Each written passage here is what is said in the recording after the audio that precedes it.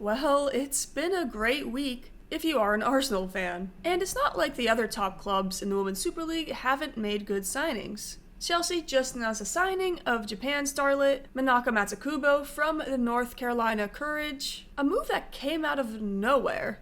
Like, somehow there were no leaks despite the caliber of player Minaka is and could be in the future. This is a good signing and no one knew. But the good news didn't last long. Chelsea fans were hit with the news that 34-year-old Lucy Bronze would be extending for them. Oh no! Oh no! Oh no! Oh no! Oh no! Oh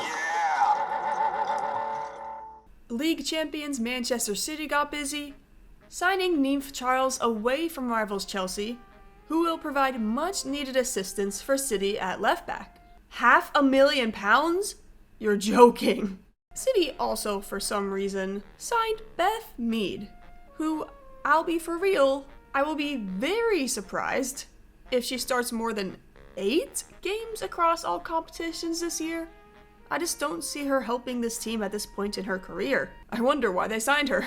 Man United, meanwhile, signed Spanish youngster Andrea Medina at fullback from Atletico Madrid, an amazing signing, but then proceeded to lose one of their homegrown talents to West Ham of all clubs. And then we get to the Arsenal, who are linked to multiple high-caliber players heading into this transfer window, and I kid you not, they somehow got all of them.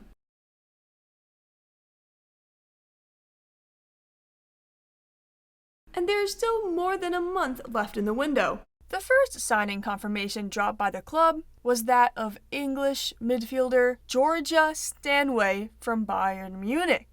A true statement signing. And let me just say, I think they deserve each other, because what do you mean you're getting a tattoo for the club you are just joining? Also, you played in the Women's Super League at Man City for 7 years. Arsenal wanted me when I wasn't available, and that makes me feel, even more proud, because of course, it's nice that somebody wants you, but it's nice when somebody wants you when you're also not available at the same time. Can y'all just be normal for like 2 seconds, please? Anyways, while Ona Batlle may be the highest profile transfer so far for Arsenal, I think Stanway may be the most important this window. Why? Because she is a defensive midfielder, a position Arsenal really needed because they kind of lack true midfielders. Like, they don't have any really natural defensive midfielders, and only really have one natural central midfielder, period. Mariona Caldente is naturally a winger, Kim Little historically is an attacking midfielder, and Frida Monum has seen her best play come out of a number 9 position. Kira Cooney-Cross is the only true central midfielder here, and Reneé Slegers barely plays her. Like, they're all attacking midfielders.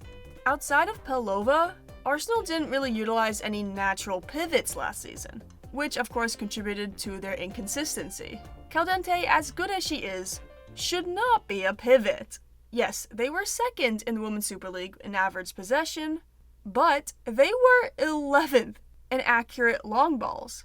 11th. There are 12 teams in the Women's Super League.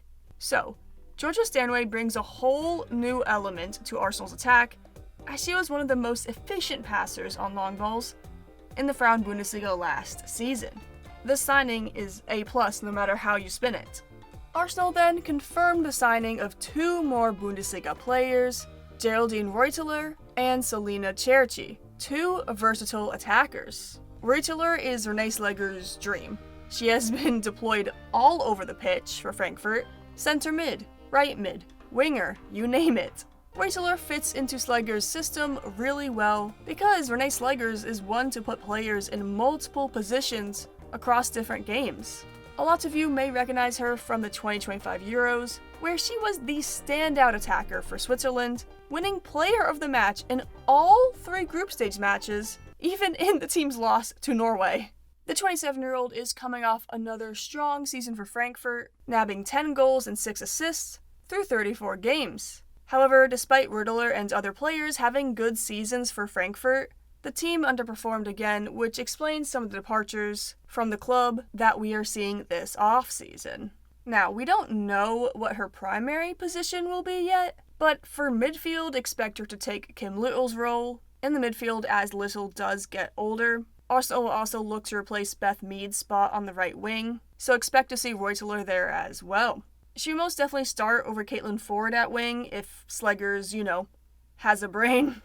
Then we have one of the more underrated players in the world, Selina Cerci, a striker for Hoffenheim with appearances at left and right wing. The 26-year-old scored 16 goals and had 9 assists for Hoffenheim across all competitions last year, making her one of the more productive players in Germany. While Cerci is a forward, she has also made cameos at fullback for the German national team, and I am not joking. Overall, she is a very, very dangerous forward who can hurt you in her passing or her shooting. She has a very high engine and work rate, moving around a lot off the ball, and getting involved with the defense. As good as she is, it is natural to question, though, how she will fit into this lineup. Russo, of course, is a primary striker, and they just signed Stina Blackstenius to a 2-year contract extension, who is the primary striker when Russo is out of position or not in the squad. For this reason, it's possible Slegers plans to use Cerci on the wing primarily, but she is a little more effective as a 9. Besides Olivia Smith, though, and the recent signing in Baum that we'll get into in a second, the team is arguably short on consistent wingers, and Cerci can be effective at wing if utilized right. If you do want to get the most of her on the wing, that can limit what else you do tactically. Then, of course, there is the massive Ona Batlle signing to replace the departed McCabe. What an upgrade. I mean, you gotta feel for Chelsea fans here, and I'm not even talking about McCabe. I am talking about the fact that the club re-signed a geriatric Lucy Bronze, who has single-handedly lost them games this year, and by choosing to keep her, ensure that you send her much more talented girlfriend to your direct rivals so they can be in the same city. Chelsea gets Bronze, while the cross-city rivals get Ona Batlle. She must be stopped. If you think I'm being too mean towards Lucy Bronze, you should watch my racism in English women's football video because, trust me, I'm not being mean enough actually. If you don't have time to watch it, just search up Bronze and Yola Aluko, and you'll see how Bronze threw her teammate who was racially abused under the bus. And of course, sided with the man who said the racist comments. Like the other signings Arsenal has made this transfer window, Batlle has positional flexibility, with the ability to play at either left or right back, which, again, very, very useful, and allows Slegers to experiment tactically, and hopefully play other players to their strengths. Now, while Batlle is a huge addition for Arsenal, as a world-class player in a position of need, it is worth mentioning that she has regressed the past few years in Barcelona. However, maybe a move back to the Women's Super League will benefit the Spaniard and World Cup champion. The latest news, of course, is the transfer of 19-year-old right winger Lisa Baum from RB Leipzig for a figure in between 300,000 and 500,000 euros. Some of you may not be familiar with the young German talent, so here is the rundown. Baum started her career with Hamburg before signing with RB Leipzig in the 2025-26 season, where she accumulated 6 goals and 2 assists this past Bundesliga season. Playstyle-wise, Baum is a right winger who likes to have the ball at her feet. She creates a lot of chances, most of which for herself as passing isn't her main strength. She is an isolation winger, which could work well in Arsenal's system depending on who else is on the pitch. She also has success crossing the ball.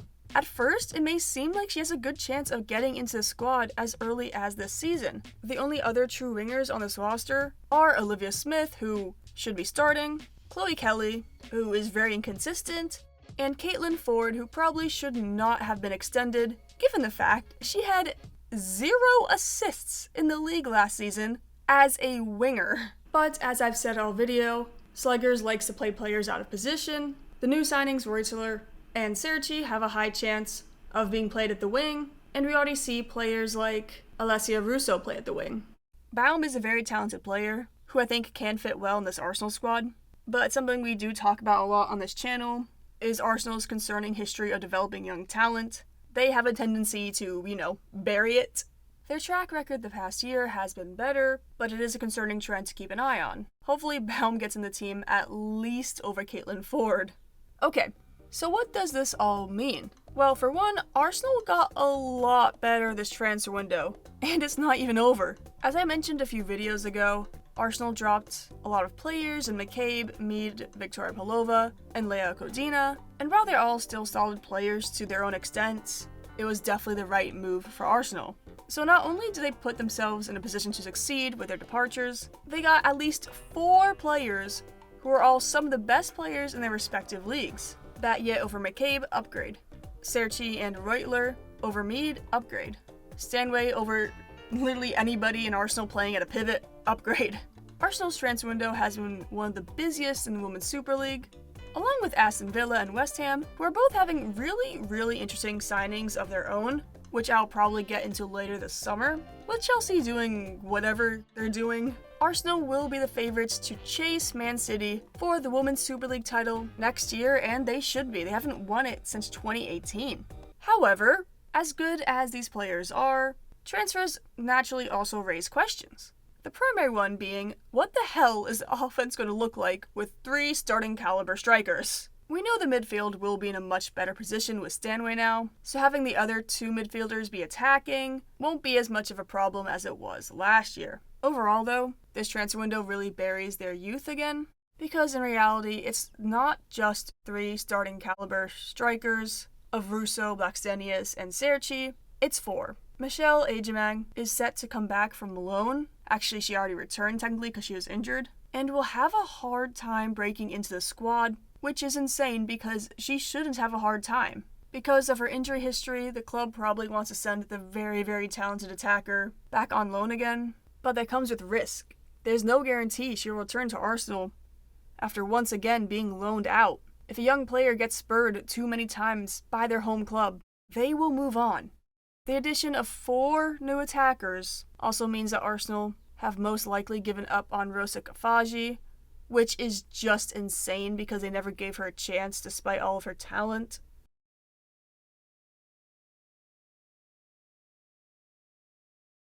Like, if you're an Arsenal youth player, get out right now, because there really is no direct path to the first team, unless you're Katie Reed, I guess. And I mean, the club has completely derailed Jenna Neiswanger's career, and she'll already move on this summer. So that's what gets me a little worried with all the new additions. How do you balance the talent? And look, this could be a good problem to have also.